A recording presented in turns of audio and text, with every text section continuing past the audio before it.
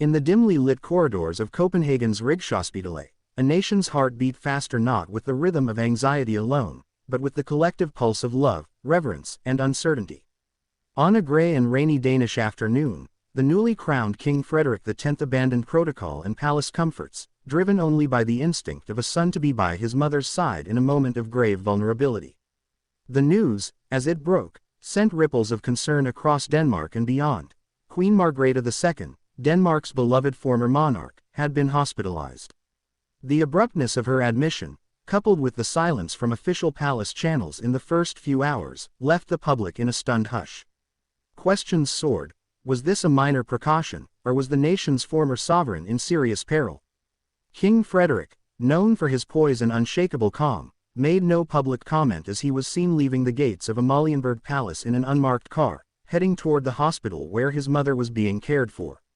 It was a rare breach of royal anonymity, but a powerful one. The visual of the king, not in ceremonial regalia but in a simple black coat, his brow furrowed and eyes heavy, spoke louder than any statement the palace could issue. Queen Margrethe II reigned for over 5 decades, a towering figure in European royalty, celebrated not only for her artistic brilliance and linguistic prowess but also for her ability to steer the Danish monarchy into a modern age. When she abdicated in January 2024, she handed the baton to her eldest son, Frederik, in a seamless transition. But while the crown changed heads, the bond between mother and son remained as steadfast as ever. Behind the golden thrones and crimson curtains of royal formality lies a deeply human story. Queen Margrethe was never just a monarch to King Frederik, she was his compass, his cultural teacher, and above all, his mother. Their relationship, nurtured through decades of shared duty and private understanding, has always stood as a quiet symbol of continuity in the Danish royal house. So when news broke that the 84-year-old queen had been admitted to hospital, it was not merely a political moment, it was a family crisis of the highest order. As Danish television stations cut away from scheduled programming to bring updates on the queen's condition, the public's reaction was immediate and heartfelt. Outside the hospital, well-wishers began placing candles, flowers, and handwritten notes on the pavement. Social media was awash with emotional messages. One user wrote, "We grew up with Queen Margrethe.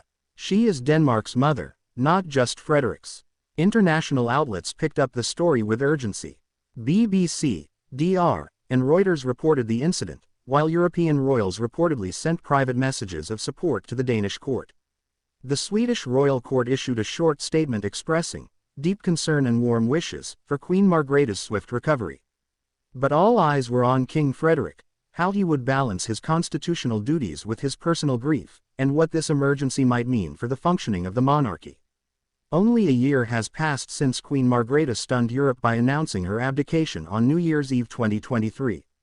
Her decision, made after a successful back surgery, was seen as graceful and wise. It offered Frederik and his wife, Queen Mary, the chance to bring a youthful dynamism to the monarchy. However, this hospitalization now casts a somber shadow over that transition. Royal commentators note that this moment could define the new reign, not in pomp or pageantry, but in emotion, family unity, and public empathy. Frederik's public image, stoic, athletic, devoted to his children and loyal to his wife, is now enhanced by this tender display of filial duty. In racing to his mother's side, he reminded the world that even kings are sons first. Rigshospitalet, Denmark's leading medical facility, has remained tight-lipped about the specifics of Queen Margrethe's condition. A brief statement from the royal house confirmed that she had been admitted for ongoing monitoring following complications related to her previous surgery. The statement added that Her Majesty is stable, conscious, and receiving expert care. King Frederik, sources say, spent several hours at the hospital. He was not accompanied by Queen Mary, who remained in Copenhagen to oversee engagements and manage the couple's 4 children. The king's appearance at the hospital was private, with no photographers or media allowed on the premises. But word leaked out nonetheless. A nurse anonymously told the Danish tabloid Bild Bladet, "It was deeply moving. You could see the emotion in his eyes. He didn't arrive as a king, he came as a loving son." Queen Mary issued a statement on social media later that evening. "Our thoughts are with Her Majesty, who is surrounded by care and love. Our family stands together at this moment." Prince Joachim, Queen Margrethe's younger son, is reportedly en route to Denmark from Paris, where he lives with Princess Marie. Princess Benedict, Queen Margrethe's sister, was seen entering the hospital discreetly late in the evening. There is talk that even members of the extended royal family, including Countess Alexandra and Queen Mary's sisters, may visit in the coming days, reinforcing the sense that this is more than a royal emergency, it is a family deeply entwined in concern and unity. While no official vigil has been announced, spontaneous gatherings have begun outside royal residences across the country. In Aarhus, hundreds gathered in silence, lighting candles and softly singing traditional hymns. Children wrote messages like, "Get well soon, Grandma Daisy," using Queen Margrethe's beloved nickname. This unique blend of reverence and affection is what sets Denmark's monarchy apart. It is not worshipped with fear or blind devotion but loved with a rare warmth, something Queen Margrethe herself cultivated during her reign. Every monarch has a defining moment. For Queen Margrethe, it was her ascension in 1972 and her resilience through decades of political and social change. For King Frederik, this could be the emotional moment that endears him forever to his people. Rather than a coronation or military parade, it may be this image, a son standing by his ailing mother's hospital bed, that cements his place in Danish hearts. It is a reminder that royalty, in its highest form, is not about ceremony but about service, and service, at times, is rendered not to a nation but to family. As of this script's completion, Queen Margrethe's condition remains stable but under observation. Palace sources have confirmed that she is conscious, communicative, and thankful for the public's support. Doctors are optimistic, but given her age and medical history, every precaution is being taken. Meanwhile, King Frederik has reportedly postponed all upcoming engagements.